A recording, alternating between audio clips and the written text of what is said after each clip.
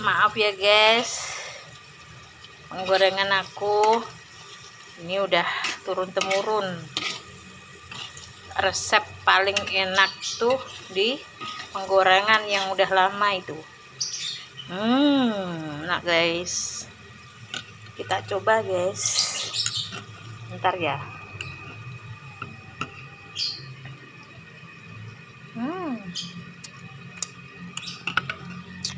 Wah, enak banget guys, mantap. Kalau orang Jawa bilang mantep pepol.